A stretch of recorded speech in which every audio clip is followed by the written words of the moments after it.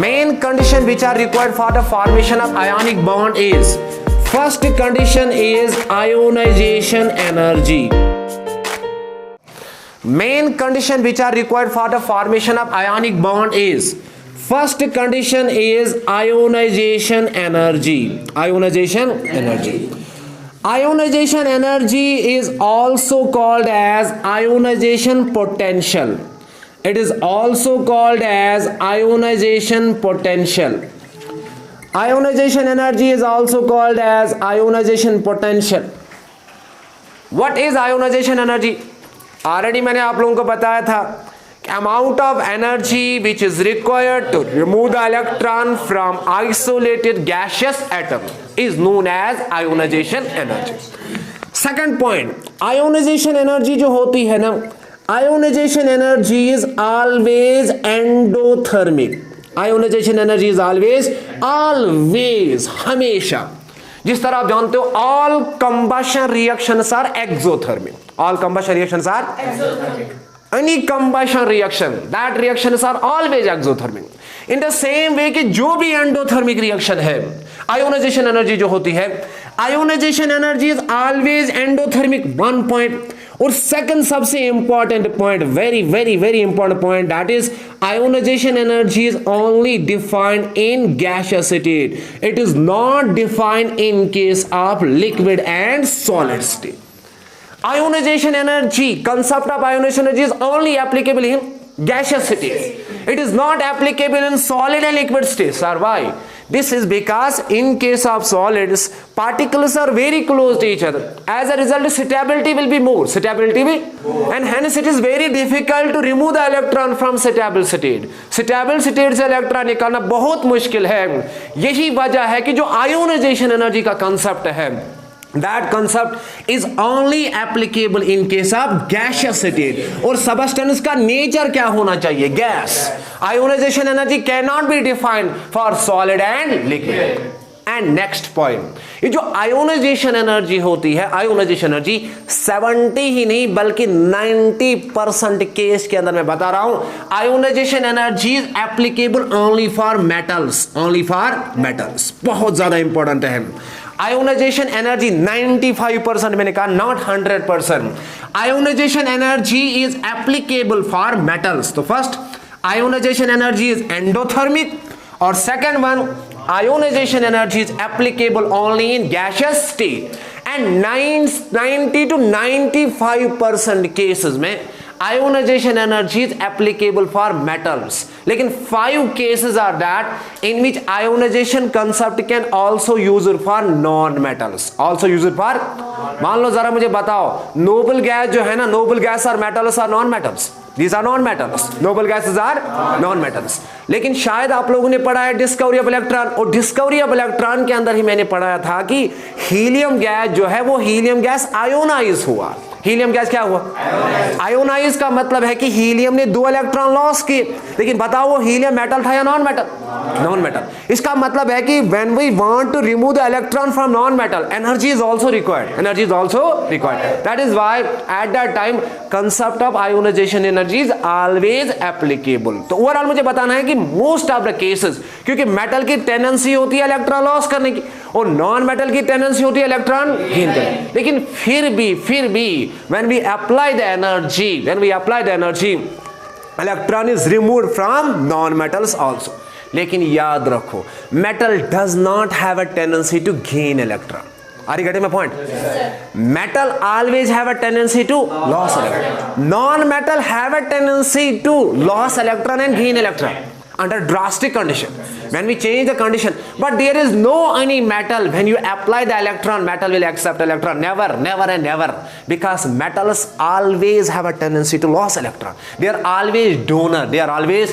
जरा मुझे बताओ, अगर बदम कहाँ थे शाहरुख खान ने या बाकी ने मोहन टीम राइट ना, तो मज़ा दियो तो यूर देखिए यम गई साइन तरफ रेटी यम हाथ राइट ना, हो ही नहीं सकता क्योंकि उनका नेचर क्या है? मेटल्स. लेकिन इसके बाद आप जानते हो बैगर जहाँ बैगर तम बेचारे सिर्फ कत पे रटनस पे अच्छे डी हावी का. And sometimes beggar also act as donor. Sometimes beggar also act as, शायद आप लोगों ने मूवी में भी देखा होगा कि कुछ 2020 ने रटम पद दिवन 20। ओवरऑल मुझे बताना ये है कि आयोनाइजेशन एनर्जी जो है ना, ionisation energy is only applicable in case of gaseous state and it is not applicable in solid liquid. इसके बाद ये जो आयोनाइजेशन एनर्जी है, आयोनाइजेशन इज एंडोथर्मिक। सर हमने पढ़ा है कि there are two types of reactions. Number first is exothermic and endothermic. शायद अभी तक आप लोगों ने इतना ही पढ़ा है कि endothermic reactions are those reaction in which energy is absorbed, and exothermic reactions are those reactions in which energy is released. But remember one thing, when we define endothermic and exothermic is also defined for the reaction also. And number second, exothermic और endothermic में difference क्या है? Exothermic के case में product की energy कम होती है। क्या होती है? कम। प्रोडक्ट की एनर्जी क्या होती है? कम। रिएक्टर की एनर्जी क्या होती है? ज्यादा। अब आगे देखो, मान लो if we take the example of reaction, what is reaction? Reaction means it is the process in which reactants are combined. When reactants combine, they result in the formation of products. When reactants react, they result in the formation of products. Chemical reaction is a process in which new substances are formed with new properties. मान लो if we take the example of carbon in the form of diamond, नाम तो सुना है diamond का, और plus when this carbon react with oxygen, this reaction takes place at 900 degree. This reaction takes place at 900 degree. This reaction takes place at 900 degree and it results in the formation of carbon dioxide. जरा मुझे बताओ carbon dioxide की property क्या होती है? Different. यानी gas तो है लेकिन प्रॉपर्टी क्या है? Different. It is the process in which new substance are form with new property. Cost क्या है डायमंड का? Millions. But when it react with oxygen तो किसकी फॉर्मेशन हुई है? इसलिए मैं बता रहा हूं कि इंसान अगर इमेज बनना टाइम लगन लेकिन बिगाड़ना ज्यादा टाइम लगन। डायमंड बनना टाइम लगन लेकिन थोड़ा दिमोज ऑक्सीजन तो किसकी फॉर्मेशन है? कार्बन डाइऑक्साइड की। और आप लोग जानते हो कि कार्बन डाइऑक्साइड का कॉस्ट क्या है। और शायद आप लोगों ने यह भी देखा होगा कि वारियां इनको यम चीज थी मनो इमेज वारिया बर्ड लेकिन इमेज बर्ड इमेज वारिया ज्यादा, लेकिन इसके बाद किसके साथ रिएक्शन दिखाई? ऑक्सीजन के साथ। तो किसकी फॉर्मेशन?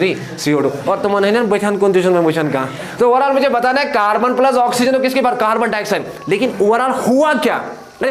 रिएक्शन। जरा मुझे बताओ, हाइड्रोजन है ना, हाइड्रोजन गैस और प्लस ऑक्सीजन गैस तो किसकी फॉर्मेशन होती है? H2O की, वाटर की। शायद क्या आप लोगों ने पढ़ा होता is matter around us pure. Is matter around us pure में आप लोगों ने पढ़ा होगा डिफाइन कंपाउंड और also mixture. When we take the example of hydrogen and oxygen, when they react, why they do not form the molecule, water molecule? There is no formation of water molecule although hydrogen and oxygen are present in the atmosphere. Getting? अरे oxygen भी है, hydrogen भी है, क्या reaction हुई? Nothing. They simple. When you add, they mix. But when you apply electric spark, reaction takes place between them. And they result in the formation of water, and the property of water is totally different from reactants. आप लोग जानते हो hydrogen क्या है? Combustible gas है ना, combustible gas. और oxygen क्या है? Supporter of combustion. ये फ्लेमेबल गैस और ये सपोर्टर ऑफ कंबशन है। लेकिन किसकी फॉर्मेशन हुई? वाटर। लेकिन प्रॉपर्टी ऑफ वाटर क्या? It stop fire, it stop combustion. Overall मुझे बताना है कंपाउंड प्रोडक्ट की प्रॉपर्टी क्या होती है? Different as compare to reactor. यहां तक तो आप जानते हो chemical reaction process in reactants are combined to form products. अब सवाल है कि सर इफ पेट्रोल बताओ, पेट्रोल किसके साथ रिएक्शन दिखाता है? ऑक्सीजन के साथ। When petrol react with oxygen it result in the formation of carbon dioxide and water vapours और प्लस निकलती है एनर्जी। अब सवाल है सर जरा मुझे बताओ पेट्रोल है क्या? पेट्रोल एक कंबस्टेबल सब्सटेंस है। पेट्रोल है क्या? कंबस्टेबल का मतलब है which have a property of combustion. और इसके बाद oxygen is a supporter of combustion. और पेट्रोल चाहता है कि it show undergo combustion. Petrol आसान दाजुन और ऑक्सीजन से मदद करन दाजनस मस। लेकिन जरा मुझे बताओ क्या रिएक्शन होती है? Reaction does not takes place until we apply energy. इसका मतलब ये है कि when reactants combine they form product. ये 100% डेफिनेशन गलत है ना। If you simple say that reactants are combined they result the formation of, अरे यहाँ पे भी रिएक्टेंट है ना, अरे रिएक्टेंट है, पेट्रोल भी है, ऑक्सीजन है, क्या किसी रिएक्शन किसी प्रोडक्ट की फॉर्मेशन हुई? हाइड्रोजन भी एटमॉस्फेयर के अंदर है, ऑक्सीजन भी है तो कार्बन डाइऑक्साइड वाटर की फॉर्मेशन नहीं हुई, और कार्बन भी है ऑक्सीजन भी है तो रिएक्शन नहीं होती। इसका मतलब ये है कि reaction does not takes place until the reactant have energy, until the reactant have, and that energy is called activation energy. That energy is called to activate anything you have to supply energy, और इस energy का नाम क्या पड़ा है? Activation energy. अब आगे देखो एक्टिवेशन एनर्जी है क्या sir? Between the reactants and products. मान लो ये रिएक्टेंट है, ये रिएक्टेंट है, और इसके बाद products. Between the reactants and products, between the reactants and products, energy barrier is present. Energy barrier is, and that energy barrier is called activation energy barrier. इसका नाम क्या पड़ा? Activation energy barrier. अरे between the reactants and product there is barrier, और इस barrier का नाम क्या पड़ा है? Activation energy barrier. Reaction does not takes place until the reactant has crossed this barrier. If reactant does not cross this barrier, reaction will never takes place. Reaction कैसे जहन? अगर तो हाइड्रोजन तो ऑक्सीजन दोहस्त है, रिएक्शन नहीं होगी until की when you apply energy, और इस एनर्जी का नाम क्या पड़ा है? Activation energy. अब सवाल है कि रिएक्टेंट और प्रोडक्ट के बीच में क्या है? Activation energy barrier. अब एक्टिवेशन एनर्जी बैरियर बताओ, हाइट कम है या ज्यादा?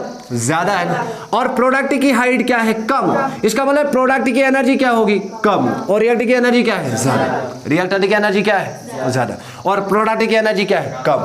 And reactant want become stable, everything in the system want to become stable, और रिएक्टेंट क्या चाहते हैं? स्टेबल बनना। अब सवाल है रिएक्टेंट तो है, reactant try to convert into product, लेकिन प्रोडक्ट फॉर्मेशन ही नहीं होती। मान लो कि तय करो 10 वरी जाय दरबदर करो तन तो होता है दपन हो एग्जाम कॉम्पिटिटिव एग्जाम अति क्या गो नीट वही थोड़ा गए एक्टिवेट ना क्वालिफाई तो एग्जाम करना है। इसका मतलब है third person activate you, when you become fully activate, इसके बाद आप लोगों के पास एक एनर्जी आती है। वो एनर्जी पहले आप लोगों के पास नहीं थी, इससे पहले आप लोगों के पास एनर्जी थी क्या? नहीं थी ना। रिएक्टेंट के पास एनर्जी ही नहीं थी, पता इंटरेस्ट थी पढ़ने में, लेकिन आप लोग मजबूर होते आज 9 बजे अगर क्लास है तो 7:30 ताकि क्लास अटेंड कर। इसका मतलब है किसी चीज ने आपको एक्टिवेट किया है। In the same way reactant के पास एनर्जी होनी चाहिए, और वो मिनिमम एनर्जी जो रिएक्टेंट के पास होनी चाहिए बिफोर दे पार्टिसिपेट रिएक्शन। बताओ इसी का नाम क्या पड़ा? Activation energy. What is activation energy? Minimum energy which is used to start the reaction. जो एनर्जी जरूरत है किस लिए? रिएक्शन को स्टार्ट करने के लिए। इस एनर्जी का नाम पड़ा है एक्टिवेशन एनर्जी, और एक्टिवेशन एनर्जी को रिप्रेजेंट करते हैं लेटर ए से, कैपिटल ए और ए। और एक्टिवेशन का कंसेप्ट दिया था सबसे पहले एक साइंटिस्ट ने, and name of the scientist was Arrhenius. Arrhenius एक साइंटिस्ट था जिस साइंटिस्ट ने कंसेप्ट किसका दिया था? एक्टिवेशन एनर्जी को। अब सवाल है बताओ इसके केस में जो रिएक्शन होती है ना, reactant when combined they result in the formation of product. तो प्रोडक्ट की एनर्जी क्या होती है? कम, और रिएक्टेंट की एनर्जी क्या है? ज्यादा। इसीलिए सच type of reaction in which the products have less energy and reactants have more energy, और इन्हीं रिएक्शन का नाम पड़ा है एक्सोथर्मिक। तो आज के बाद भूल जाओ exothermic reaction are those in which energy is released. वो भी ठीक है, ऐसा नहीं कि वो रिएक्शन गलत है, लेकिन जो मॉडर्न डेफिनेशन है, modern definition states that when the products have less energy than reactant such type of reactions are called exothermic. और रिवर्स आप जानते हो, रिवर्स मींस एंडोथर्मिक रिएक्शन। इसके केस में बताओ प्रोडक्ट की एनर्जी क्या होगी? ज्यादा, और रिएक्टेंट की एनर्जी क्या होगी? कम। And this is the graph of activation energy, this is the graph for exothermic reaction. Copy this graph. और इसके बाद सेकंड, मान लो आप एंडोथर्मिक रिएक्शन की बात करते हैं। एंडोथर्मिक रिएक्शन के पास रिएक्टेंट की एनर्जी क्या होगी? कम। रिएक्टेंट की एनर्जी क्या होगी? कम। और जो प्रोडक्ट है, प्रोडक्ट की एनर्जी होगी ज्यादा। The graph will like this, this is product and this is reactant. और इनके बीच में जो है एनर्जी गैप, उस एनर्जी गैप का नाम पड़ा है एक्टिवेशन एनर्जी बैरियर। ओवरऑल मुझे बताना है कि reactions are of two types, one is exothermic and number second is endothermic. और ionisation energy is always endothermic in nature. Endothermic in that means in this case reactants के पास जो energy होती है that is always less than products, always less than. इसलिए ये process feasible ही नहीं है, ये प्रोसेस स्पॉन्टेनियस नहीं है। It is not process spontaneous. Exothermic reactions are spontaneous and endothermic reactions are non-spontaneous.